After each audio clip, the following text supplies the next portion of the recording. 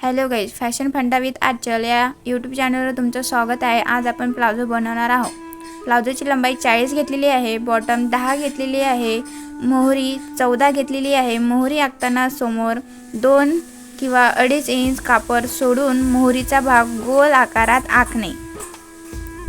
मोहरी आणि बॉटम आखून कापड कट करून घेऊया।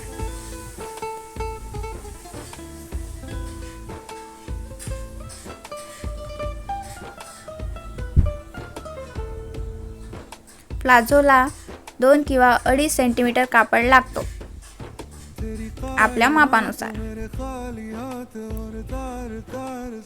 तुम्ही बघू शकता कट केलेला प्लाझो किती छान दिसत आहे। कापडच्याच मापाने अस्तर कापून घेऊया। खालून अस्तर 1.5 इंचांनी कमी घेतलेले आहे।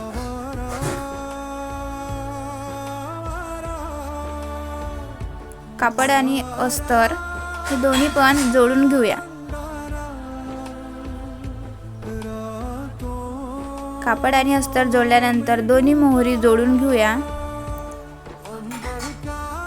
जोडलेल्या मोहरीपासून दोन्ही पाये जोडून घेऊया।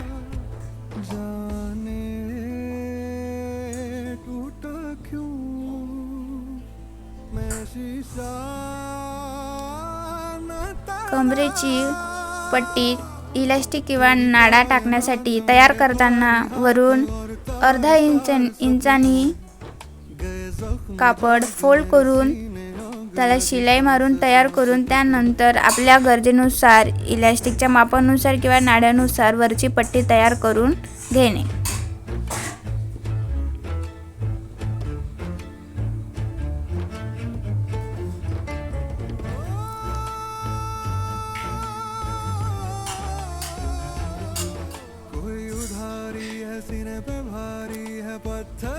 तुम्ही बघू शकता साध्या पद्धतीने किती छान प्लाझो तयार झालेला आहे।